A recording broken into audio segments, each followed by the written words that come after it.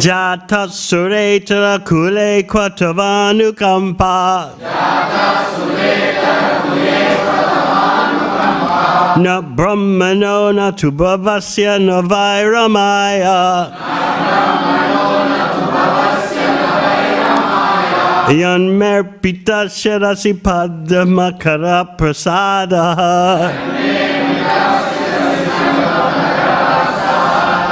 Kaham Raja Prabhavai Shatamodikesmin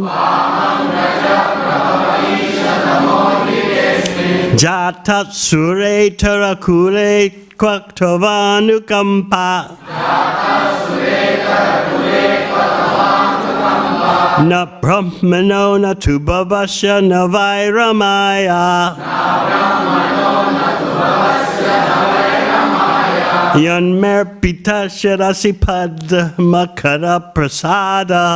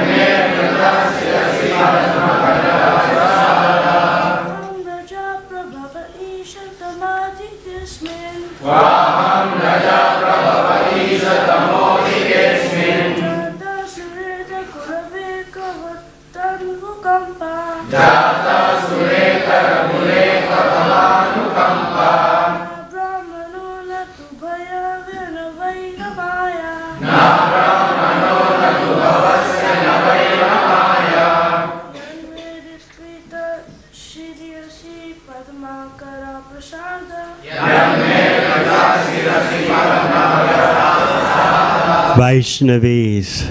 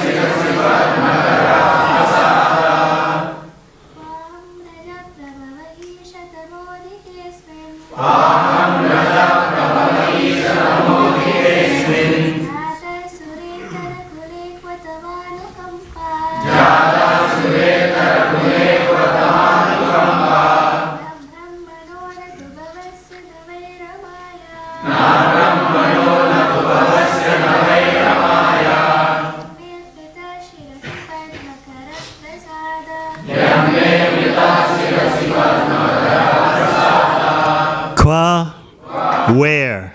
Aham, I am.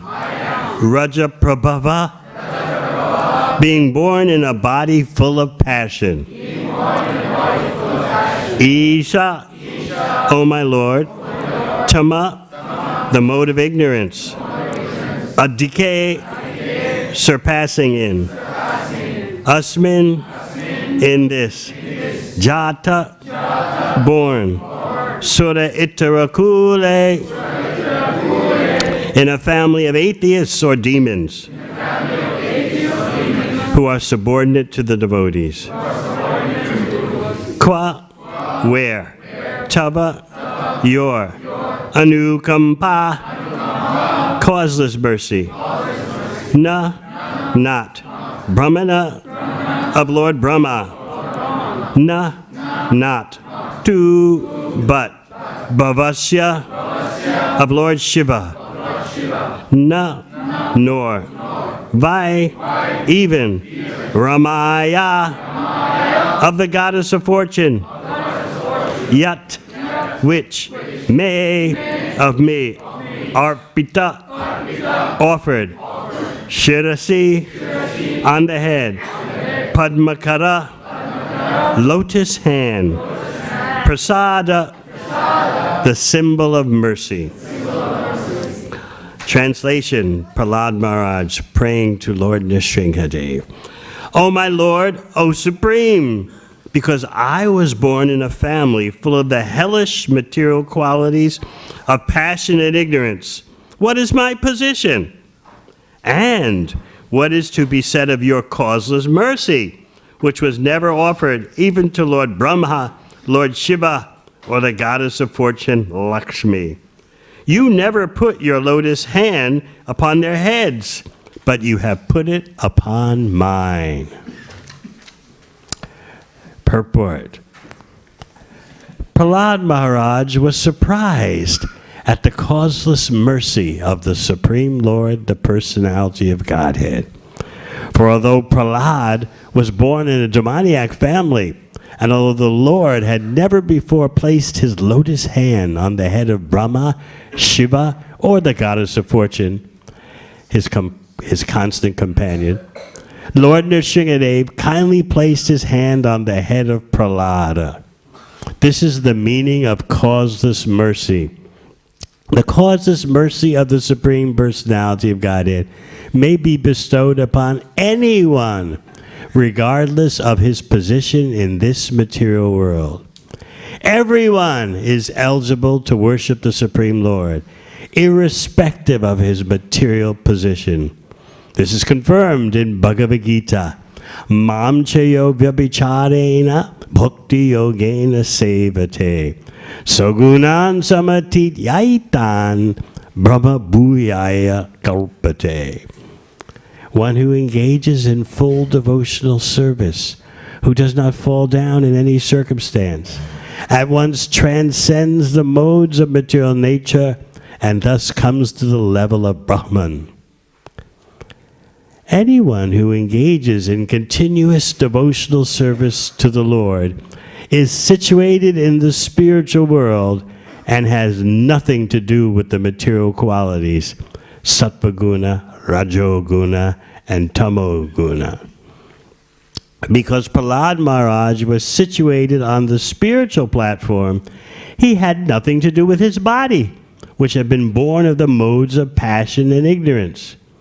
The symptoms of passion and ignorance are described in Śrīmad Bhāgavatam as lust and hankering, tada rajas tamo bhava kama lobha dayashteye. Prahlad Maharaj, being a great devotee, thought the body born of his father to be born of passion and ignorance. But because Prahlada was fully engaged in the service of the Lord, his body did not belong to the material world. The pure Vaishnava's body is spiritualized even in this life. For example, when iron is put into a fire, it becomes red hot and is no longer iron, but fire. Similarly, the so-called material bodies of devotees who fully engage in the devotional service of the Lord, being constantly in the fire of spiritual life, have nothing to do with matter, but are spiritualized. Śrīmad Bhāgavatam remarks that the goddess of fortune, the mother of the universe, could not get mercy similar to that which was offered to Prahlad Maharaj. For although the goddess of fortune is always a constant companion of the Supreme Lord, the Lord is more inclined to his devotees. In other words, devotional service is so great that when it is offered even by those born in low families, the Lord accepts it as being more valuable than the service offered by the goddess of fortune. Lord Brahma, King Indra, and the other demigods living in the upper planetary systems are situated in a different spirit of consciousness, and therefore they are sometimes troubled by demons. But a devotee, even if situated in the lower planets, enjoys life in Krishna consciousness under any circumstances. Parata swata karmata. As he acts himself, as he is instructed by others, or as he performs his material activities, he enjoys life in every respect. In this regard, Madhvacharya quotes the following verses which are mentioned in the Brahma Tarka. Sri Brahma Brahmi Vindradi Sri Katat Sri Puru Stutaha Taranye Cha Kramadeva Sada Muktau Smitavapi Hari Bhaktau Tataj Gyane Suke Cha Niyamena Tu Paratas Swatat Karmatova Nakanjit Tad Anyata. Translation again. O my Lord, O Supreme, because I was born in a family full of the hellish material qualities of passion and ignorance, what is my position? And what is to be said of your causeless mercy, which was never offered even to Lord Brahma, Lord Shiva, or the goddess of fortune, Lakshmi? You never put your lotus hand upon their heads, but you have put it upon mine. Om Agana Trimadandasya Gyananjana Shalakaya Chakshun Militang Yena Tasmai Shri Gurave Namaha. Jai Shri Krishna Chaitanya Prabhu Nityananda Shri Advaita Gadadhara Shri Vasadi Gaura Bhakta Vrinda. Hare Krishna, Krishna Krishna, Hare Hare, Hare Rama, Rama Rama, Hare Hare.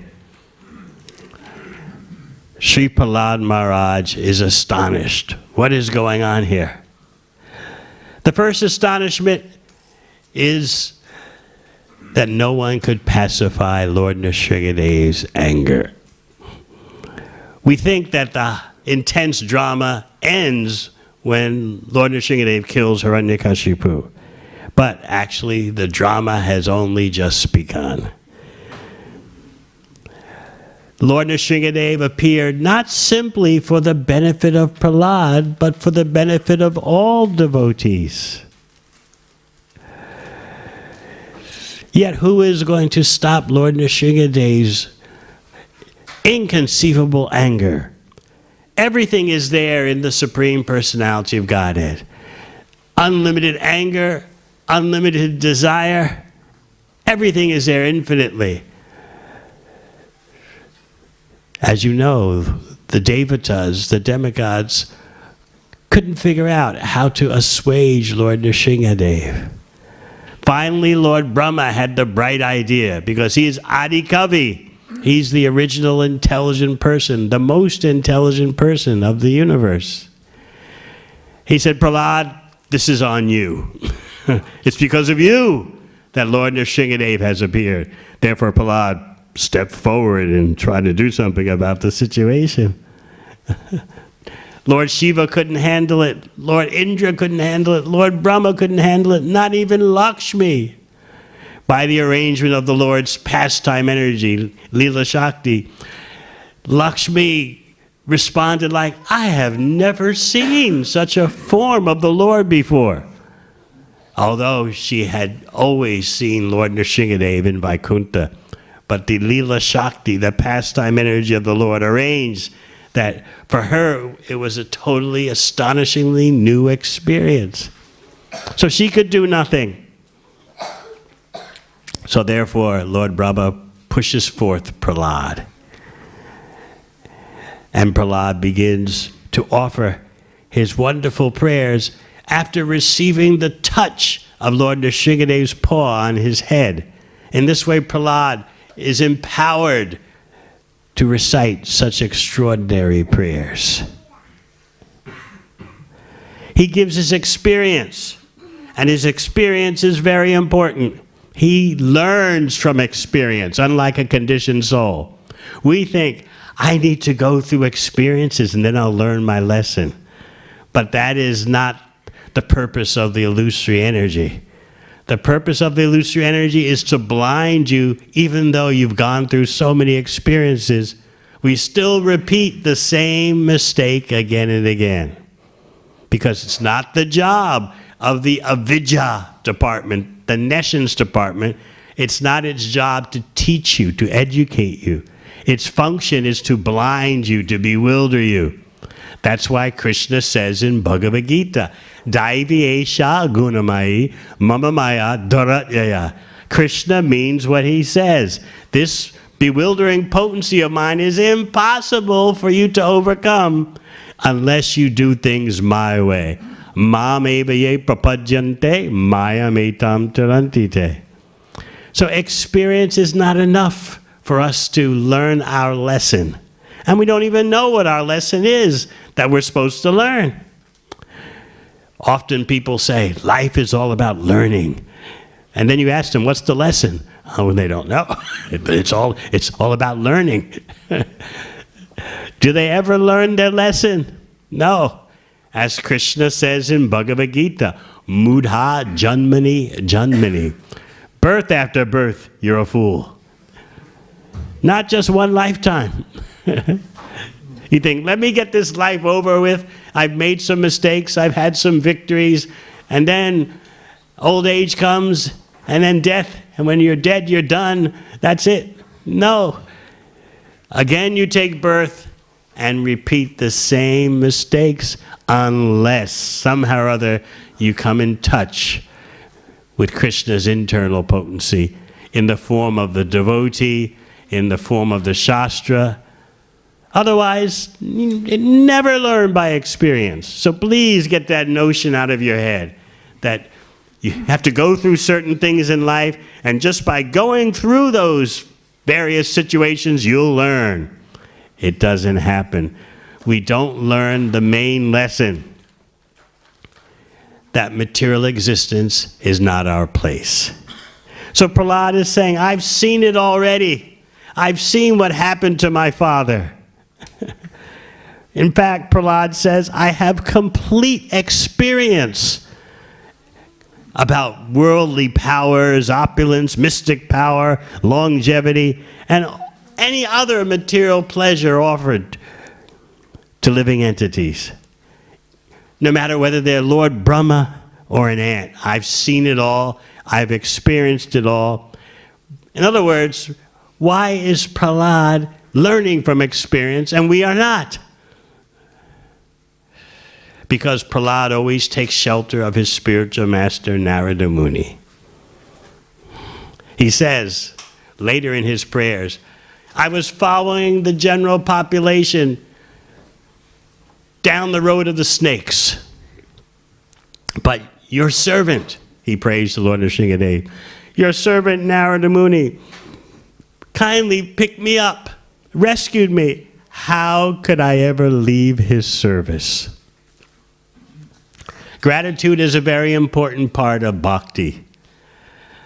Sometimes we devotees forget that we are in a situation in which we should always be expressing gratitude to so many devotees. Sometimes we think, oh, my guru is the only one I show gratitude to, if that. but actually any devotee who has helped you in some kind of way, you always express your gratitude, your thanks. You never let that devotee forget it. And then when there's a gratitude community, it is so inspiring for all involved. I've told the story before, probably. The first time I went to the temple, I was very nervous. I didn't know what to expect. I had been reading Prabhupada's books on my own, hours a day for 6 months straight, but never go to a bhakti gathering. Finally, I worked up enough courage to go to the temple. And I was nervous. From a few blocks away, I could smell the incense. From a few blocks away, I could hear So what is that sound? So I didn't know what to expect. I was in an unfamiliar part of the city, a part of the New York City I would never usually go to. But I decided, let me go see. I've given so much money to the Hare Krishnas. Let me go. In today's equivalents, I had given on the street to devotees a total of $20,000 US. So I thought, let me go see where my money has gone to. So I was nervous, and as I opened the front door to the temple, they had an official greeter there, a devotee whose service was to greet all the guests. As soon as I opened the door, there's this tall, magnificent devotee calling out, "Welcome, brother! You've come to the right place!" All my anxiety just went away, vanished immediately. I said, "Come on in, take off your shoes, go in the temple room, move your feet around to the kirtan." So whenever I see that devotee, I always thank him. Thank you so much. Of course, the devotee is thinking, what did I do? I was just my service, the devotee is thinking. It's his service to be at the door welcoming guests. So every devotee is like that. What have I done? I haven't done anything for you. I wish I could have done more for you. Prahlad Maharaj feels like that. What am I doing getting all this attention from Lord Nrsingadev? Who am I? He's saying that in today's verse. Look at my background. Look at my situation. I was born in a family full of the hellish material qualities of passion and ignorance. What is my position? And then look at Brahma, Shiva, the goddess of fortune. What's their position? Lord Nrsingadev has never put his hand upon their heads, but he put it upon mine. So Prahlad actually thinks he's contaminated. Who am I? What have I done? First of all, he's learned from the experience of his father. Not that the experience itself taught him, but he's seeing everything through the instructions of Narada Muni. So therefore he can say, my dear Lord, now I have complete experience concerning worldly opulence, mystic powers, longevity, and any other material facility enjoyed by all living entities. I have complete experience because he's seeing through the eyes of Guru and Shastra. He's not taking on material experience without the benefit of transcendental vision. If he had done that, he would have never learned, even though right in front of his eyes, he's experiencing so much. And this is our situation. We expect to learn by our years, by virtue of our years in life. And what does Śrīmad Goswami say about that in the beginning of the second canto? Pashyanapi na pashyati. You're sufficiently experienced. You've seen it all, but you still don't see. This is a very striking point. But Prahlad, why is it he can learn by experience and we can't? Because of the instruction of Narada Muni and how Prahlad's taking shelter of those instructions as his life and soul. So he says, I've seen what happened to my father. My father was so powerful, he would just move an eyebrow, and the demigods would tremble in fear. That's how powerful my father was. But my father was finished in a second. Now, with our age of Kali mentality, what do we think? Well, Hiranyakashipu was finished in a second, but look at all that he had. Right? With our age of Kali reasoning, we'll think, we all have to go sometime, right? But look what he had before he died. Look at the empire he left behind for Prahlad. But Prahlad wasn't interested in the empire. He took up the position of king only at the request of the Supreme Personality of Godhead himself. Otherwise, he wasn't interested. Hiranyakashipu's attitude before being killed by Nrsingadev, Hiranyakashipu's attitude was, Prahlad, hey Durvinita Mandatman, you most unfortunate creature, Prahlad, you were in line for the inheritance of the whole universe, and you blew it. You're getting nothing. Not only are you getting nothing, but I'm going to kill you. So Prahlad saw all this. He could actually see that what's the use in any amount of opulence when it can all vanish in a second? And what do we say? Just give me the opulence. I don't mind that it'll vanish. Just let me have it right now. Just give me a few moments of enjoyment, and I'll throw away my whole life for just a few moments. As they say, just give me a few moments in the sun. In this way, we never learn, although we take birth after birth. So this is why Lord Chaitanya explains to Rupa Goswami in Prayag, Dashashrameda Ghat, during those 10 days of personal instruction given by Mahaprabhu to Rupa Goswami. He says, Brahmanda Brahmite Kon Bhagyavan Jeev Guru Krishna Pasade Pai Bhakti Lata Bij. You've been wandering in so many species of life, on so many planets. You've never learned by experience. But by the mercy of Krishna, you come in contact with a devotee. And by the mercy of the devotee, you get Krishna's mercy. So everything goes back to Krishna, yet because Krishna demonstrates teamwork, the Guru, the Shastra, the Super Soul, we glorify everyone on Krishna's team. Sometimes devotees ask, who actually is the deliverer? I was discussing this just a few days ago in Beijing with the leaders of the Chinese Yatra. Who is our deliverer? Sometimes devotees like to debate that. Lord Chaitanya himself explains that in Chaitanya Charitamrita. He says, actually, Krishna is the deliverer. But Krishna has his agents. He has his via mediums, via media. He has the Guru. He has the Shastra. He has the Super Soul. So all these are conduits of Krishna's mercy.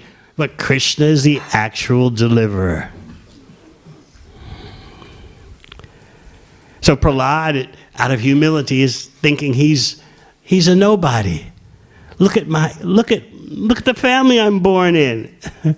A family characterized by hellish qualities of passion and ignorance. Now we'll probably think that we don't come from a family dominated by passion and ignorance, right? We come from a nice family, right? But what does it mean to be from a family saturated by passion? It means to have material ambition. It means to want material success as the main factor in life. That is passion. We think, no, it's just career ambition. It's just the normal desire for success. But Prahlad understands this is passion. This is a contamination. And then what about ignorance? We would think, oh no, my family is not tamoguna. My family is not saturated by the mode of ignorance. But what does it mean, mode of ignorance? Act today and don't worry about tomorrow. Tomorrow meaning your next life. Why should you think that far ahead? In fact, by simply thinking of what your future birth will be, you lose your drive for material gain. So better not think too much.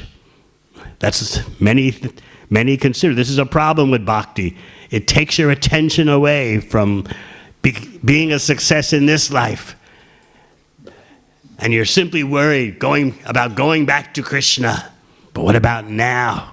Now is the time to make money. Now is the time for career success. Now is the time for unlimited family expansion, investment properties, on and on and on. Now is the time. This is tamoguna. Because there's no concern about what is the future. Future meaning what happens in the next lifetime.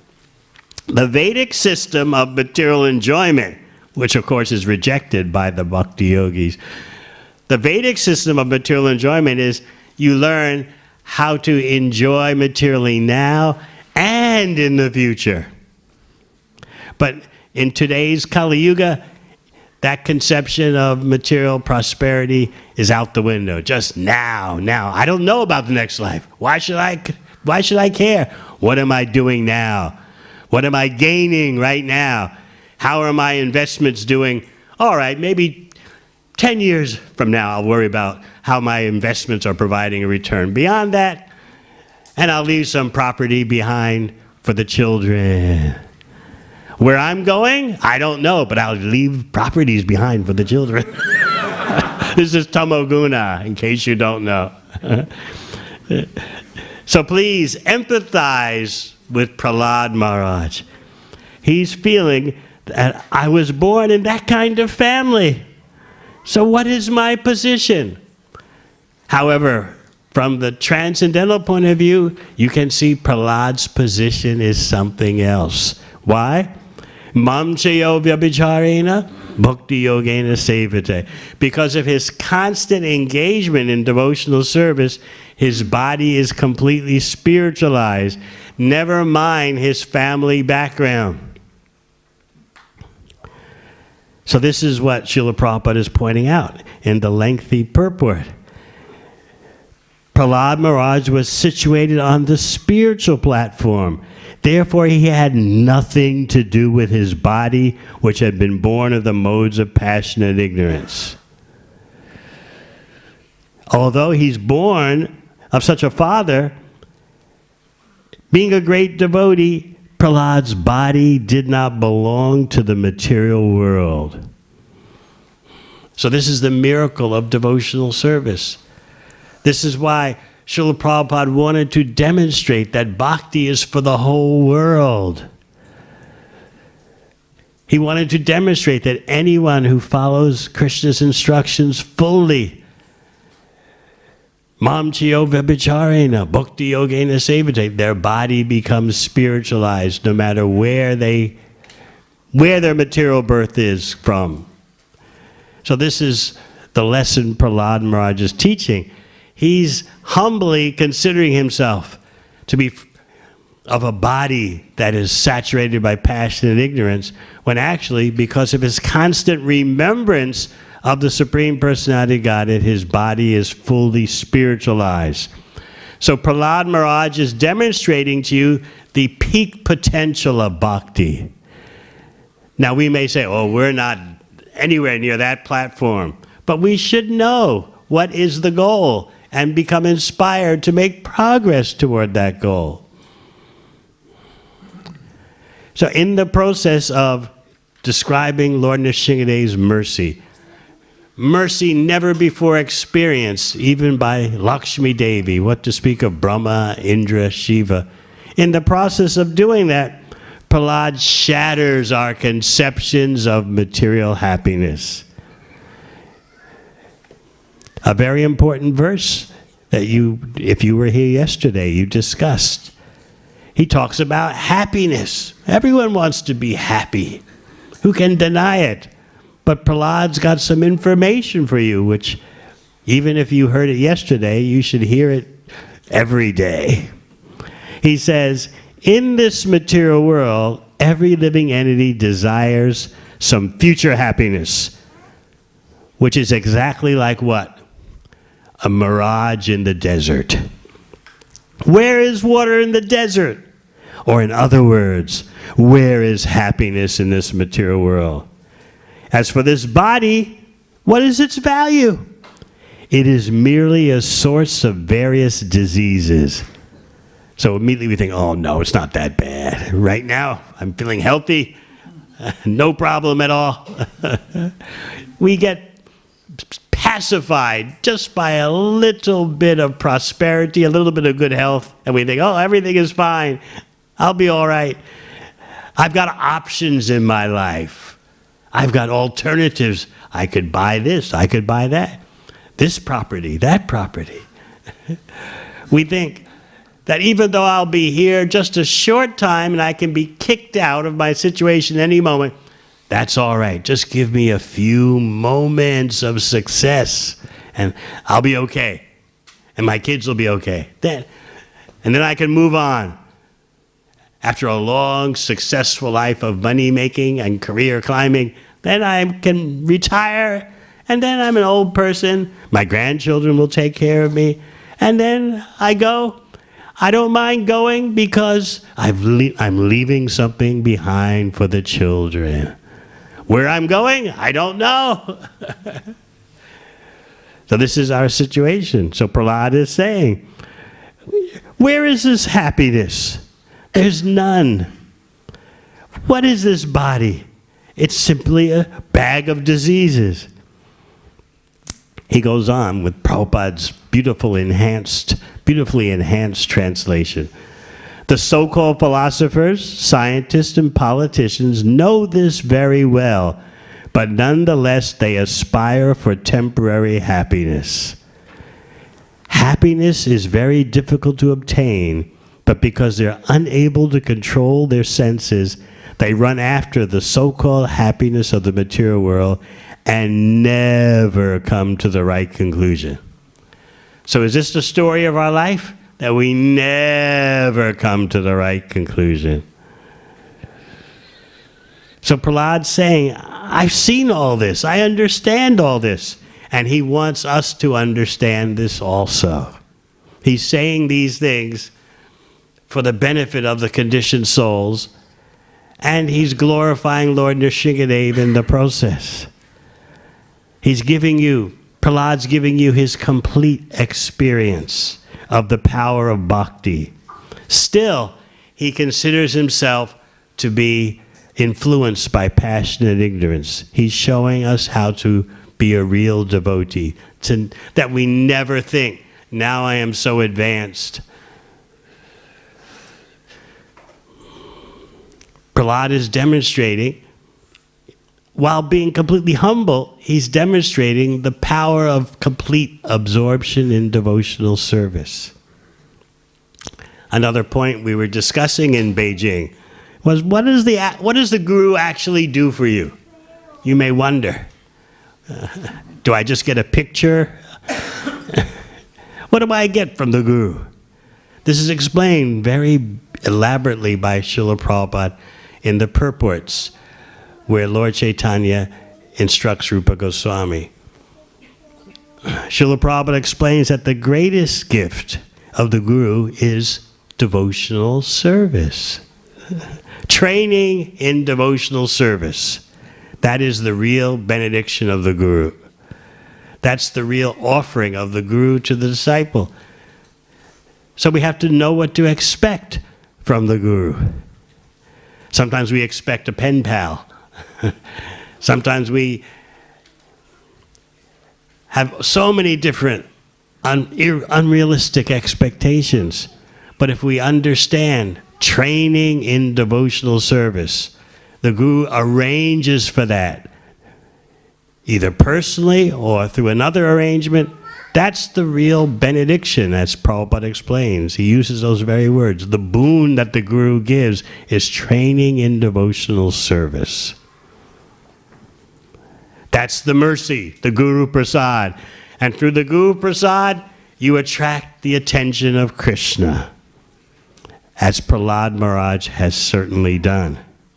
Of course, Prahlad Maharaj is at the peak potential of bhakti because of his non-stop engagement in devotional service, non-stop remembrance of Krishna, no matter what the situation.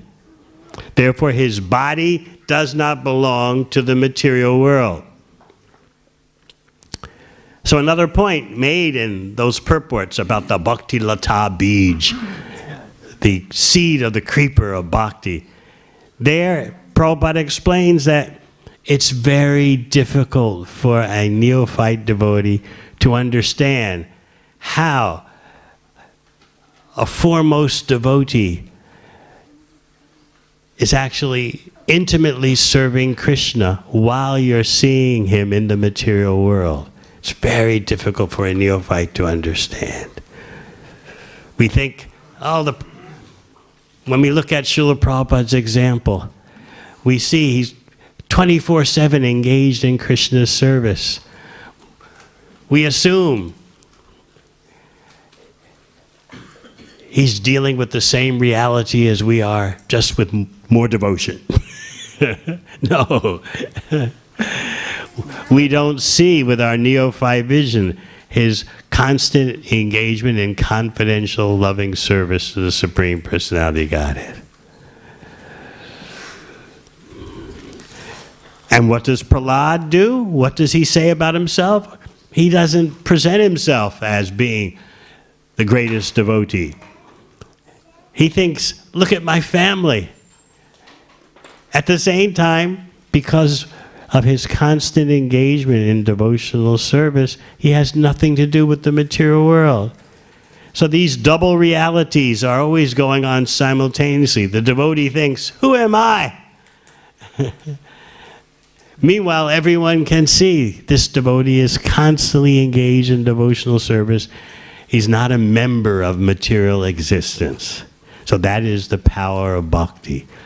Mam chayo vyabhicharena bhakti yogena sevate sagunan samatitaitan brahma bhuyaya kalpate.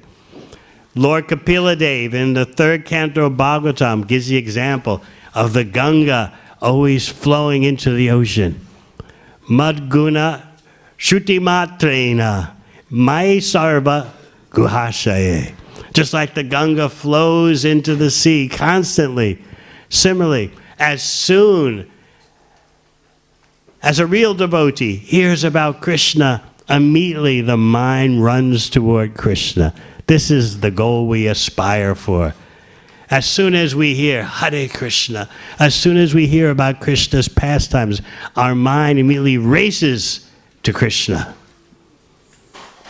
Madguna Shuti Matrena. Regardless of any obstacles, without any interruption, our mind runs toward Krishna. This is Lord Kapila Dev explaining spontaneous loving service to the Lord. It has its symptoms. As soon as you hear about Krishna, your mind runs to Krishna. In order to do that, we have to be free of material contamination.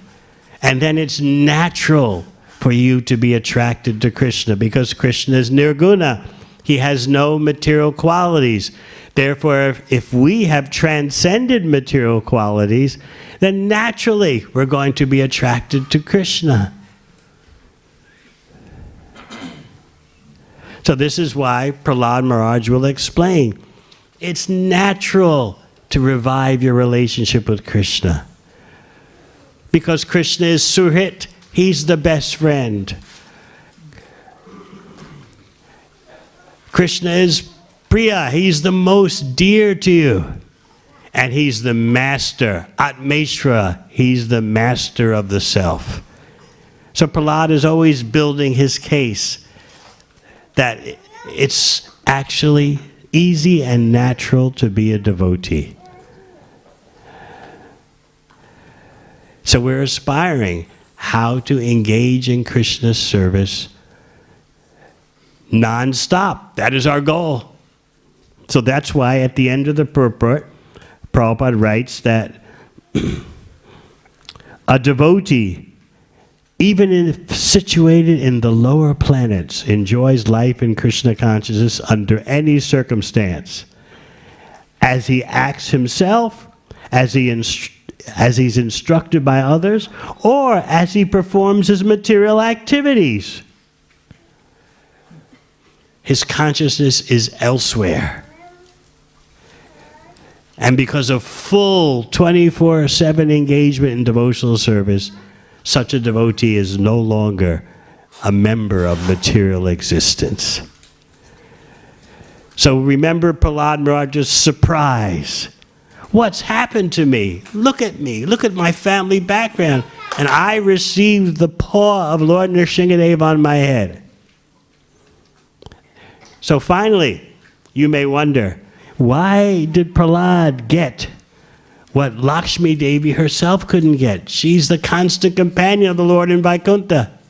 Why is Krishna, in his many avatars, why is he favoring the devotees in the material world? It's because of their struggle to be Krishna conscious. Krishna appreciates that. The Acharyas explain this. Lakshmi Devi, in other words, she's got it made. But the devotees in the material world, they have to make such an effort to be Krishna conscious, and that effort captures Krishna's attention. So Prahlad is the evidence of that. He got what even Lord Brahma, Lord Shiva, Indra can't get. He's giving you the benefit of his experience. He's learned just by seeing what happened to his father. He says, my dear Lord, I now have complete experience. When will we be able to say that? When will we be able to say we learned our lesson? That only comes by the mercy of Guru and Krishna.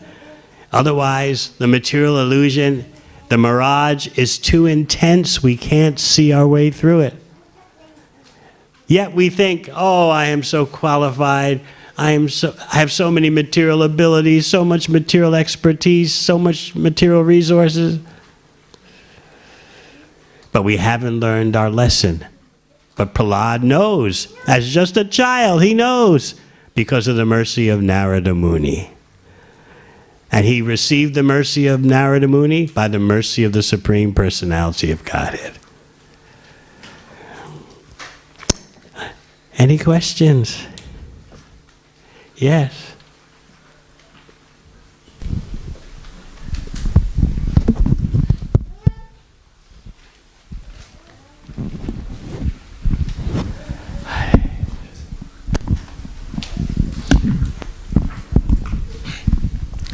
Hare Krishna, thank you, Guru Maharaj. You explained here about how, in the verse, how Prahlad Maharaj is explaining about his own humble situation, and how he's getting the mercy of Lord Nrsimhadev, and this it's a display of the power of bhakti. And in our situation, we are also humbled with our own limitations in many ways, and but we may not have fully experienced the power of bhakti yet. So then, how do we, or is it possible then to seek shelter or surrender to the Lord in the same capacity as Prahlad Maharaj? Or if it is, then how? We try to follow in the footsteps of the Mahajanas. Mahajana yena kata sapanta. Prahlad Maharaj is unparalleled. Yet, by hearing about him, we make advancement. So it's not that, well, that is Prahlad, but who are we? By hearing about Prahlad, we make spiritual progress. So it's not hopeless that, oh, I could never be even a tiny bit of what Prahlad Maharaj is. Just by hearing about Prahlad Maharaj's devotional service, we make spiritual advancement. When Lord Chaitanya was talking to Rupa Goswami at Dashashramedha Ghat, he told him, the length and breadth of the ocean of bhakti is impossible to describe. We should think about that, because Otherwise, we can say, oh, devotional service, yes, I'm on the roster for this, I'm doing that. It's just normal. But Mahaprabhu is telling Rupa Goswami, no, the entire ocean of bhakti is abnormal because you can't measure it. He told Rupa Goswami, therefore, I'm giving you just one drop.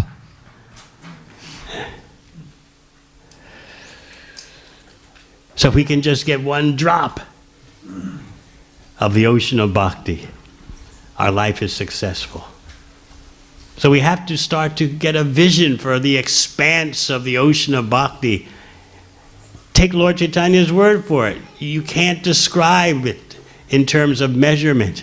You can't grasp it in terms of measurement. He gave Rupa Goswami one drop, and Rupa Goswami took the one drop and wrote Bhakti Rasamrita Sindhu, which we have given by Prabhupada in summary form, a nectar of devotion. So become inspired by Prahlad's example. If you can just get a drop of Prahlad Maharaj's mercy, of his compassion on the conditioned souls, how glorious our life will be.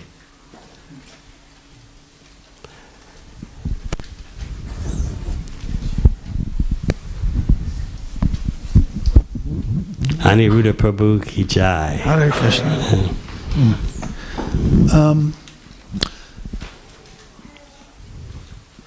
Prahlad Maharaj is a unique devotee, and we study his qualities and his characteristics. But he was touched by Lord Nrsingadev's hand, or paw, or whatever. And Prahlad Maharaj is thinking of himself as being more exalted, or not more exalted, more fortunate than Brahma and Lakshmi and others. But I'm just wondering, what's the relationship then between Prahlad and, say, the residents of Vrindavan? Because they get much, much more, they're caressed and embraced and playing with Krishna all of the time. And in one sense, Prabhupada says, the perfection of life is to know the residents of Vrindavan and their relationship with Krishna. Yet we're also encouraged to study Prahlad Maharaj's life as a precursor to coming to that stage of Vrindavan Leela, if you like. So what is it that we get from Prahlad Maharaj and because Prahlad Maharaj is thinking himself more fortunate than Brahma and others, yet we can see the residents of Vrindavan immensely fortunate. Right? So how does studying Prahlad Maharaj's qualities and characteristics lead us to that, that highest, we can assume, higher stage of bhakti? When you read Śrīmad Bhāgavatam, which those of you who have read all of Srila Prabhupada's books several times, you're entitled to read Śrīmad Bhāgavatam. There you see Prahlad Maharaj, when Narada Muni approaches Prahlad, that I've heard you're the greatest devotee, Prahlad moves Narada Muni on. And Śrīmad Bhāgavatam takes you on that journey past Vaikuntha, past Dwarka, past Ayodhya, takes you on a journey to Braj, past even Mathura, into the forest of Braj. So we need to see the whole perspective. Lord Chaitanya would love to hear about Prahlad Maharaj and Dhruva Maharaj. At the same time, Lord Chaitanya is demonstrating that his mind is always in Vrindavan, Muramana, Vrindavana. And in his mind, constantly the pastimes of Braj are taking place. So we need to see the full picture, how Prahlad is presenting pure bhakti. Just as Lord Kapiladev talks about in the third canto of Bhagavatam, ahaituki, no material or spiritual purpose to rendering devotional service. How could there be not even spiritual purpose? That means no desire even for liberation. Desiring liberation is selfish, as Vishwanath Chakravarti Thakur explains, because it's all about me. I want to get out of material existence. What about service to Krishna? So Prahlad is demonstrating a hoituki, no material or spiritual purpose, just service to Krishna for Krishna's pleasure. Therefore, Prahlad's instructions are so important for us on the path of bhakti. He totally shatters the idea of material satisfaction. Without having understood pure bhakti, there's no question of understanding the pastimes of Braj. Because in Braj, everything is for Krishna's pleasure. Even what seems to be suffering and pain of separation. As Sanatana Goswami says, the distress in Braj steps on the head of happiness in every other place. How are you going to understand that? You think distress is distress. I don't want distress. But the pain in Braj, the pain of separation from Krishna, exceeds the happiness of any other place, including Vaikuntha. So by taking instruction from Prahlad, we understand what is pure devotion. He says, Sukham andriyakam daitya deha yogena dehina. Happiness and distress is packed into your body at the time of birth according to your karma. Why should you strive for happiness? Why should you strive for the same rasa, the same flavor that the animals are getting automatically? You'll also get it automatically. That's the first thing I ever heard from Prahlad Maharaj. I was shocked. What kind of knowledge is this? Why? And of course, Prabhupada amplified Prahlad's instruction, that verse, Sukham andriyakam daitya. Why should you work so hard just to get the same flavor that the animals are getting? Prabhupada knows how to stick it right in our face. We think we're all very pious, very cultured, very advanced. Yes, my family was mode of passion, but nice mode of passion. It's just material success orientated, nice mode of passion. As far as tamoguna, mode of ignorance, oh no. But did your family give you a concern what your next body will be? No, that's tamoguna. Even Rajaguna, mode of passion, involves concern. Am I going to the heavenly planets for the next life? Tamoguna means, I don't know what's going to happen. I'm just going to be a good person and the universe will take care of me. That's tamoguna. So you can see what kind of shape our current so-called civilization is in. There's no proper measuring stick for what is an advanced society, what is a real human civilization. There's no proper way to measure that these days.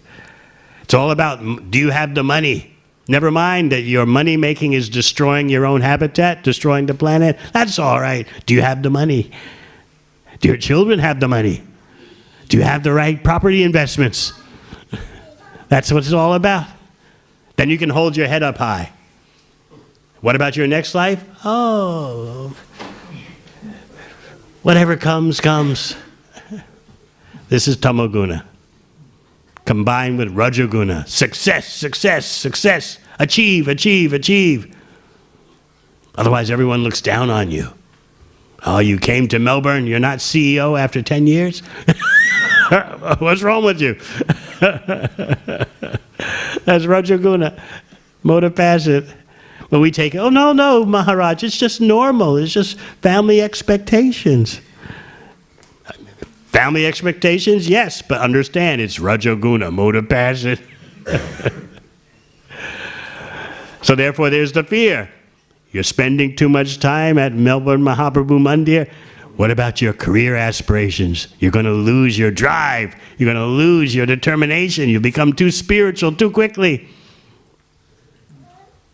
This is Rajoguna. It is not real human civilization. Proper Rajoguna, mode of passion, means I want to enjoy now and in the next life. I want to go to Chandralok. I want to go to Suryalok. But we don't care about that. So you actually don't even have a real material civilization. By hearing Prahlad's instructions, you understand that. You don't have a real human civilization today.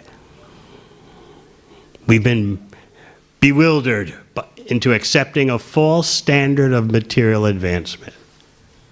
Anything else? Yes?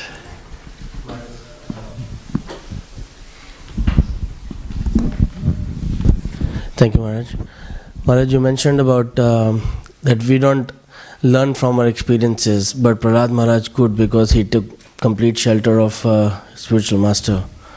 Just wondering. But what does that mean to take complete shelter of the spiritual master? It means to listen and apply what the Guru says. It doesn't simply mean when the Guru walks by you. That's nice etiquette, but it doesn't mean you've listened and heard. Etiquette has its important role, don't get me wrong. But the real point is Prahlad heard even while he was within the womb. He heard and remembered. And his mother was there also. She heard, but she forgot. Why? Why did she forget? Because she slept. Huh? She slept. No, she forgot because she was simply in material anxiety. Where's Hiranyakashipu? Where's my husband? She couldn't retain what Narada Muni had said, even though she was there. But Prahlad, although in the womb, he remembered. So that shows you the difference. Prahlad his hearing was not impacted, was not affected by the material situation of being within the womb. Whereas his mother, an adult, right there, because Prahlad's in her womb, but she couldn't remember the Narada Muni's instructions. So part of the disciple's duty is to always repeat the instructions of the Guru. This is stated in Chaitanya Charitamrita. And then those instructions stick in your consciousness and you repeat them to others. This is what Prahlad's doing. I've seen it. I've heard it. Narada Muni's done this for me. Narada Muni's done that for me. That's a proper disciple. Thank you, Maharaj. You were mentioning how material... Hare Krishna Maharaj, you were mentioning how all our attempts for material prosperity are ultimately futile. But Prahlad says that? Yes. He says, Yes. he gives himself as an example, what he's seen, what he's been through. Yes. Now, some people say that, yes, our attempts for material prosperity, they are futile, but if we have material prosperity, let's say if we rise in career, we have our investment properties, then we can facilitate devotional service for us, for our children. Is that... Okay, so do it. Go ahead. Who's stopping you? I'm trying.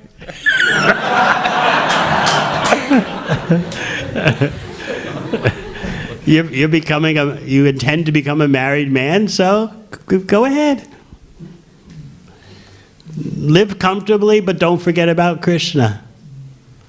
If you can, by your money-making activities, generate donations for Lord Chaitanya's mission, wonderful. But don't lose sight of your own Krishna consciousness. Oh, I'm going to do this and make the big money. I just have to sacrifice my spiritual life for a few years, and then the big investments will come. We've seen this so many times. Never sacrifice the quality of your spiritual life for anything. Do your best, okay. You want to make money for Krishna? Go right ahead. But always remember, what is the real wealth? Lord Chaitanya in Chaitanya Charitamrita describes there are three great riches in life: Krishna, love of Krishna, and Krishna's service. So first make sure you have that kind of money. All right, thank you very much. Hare Krishna.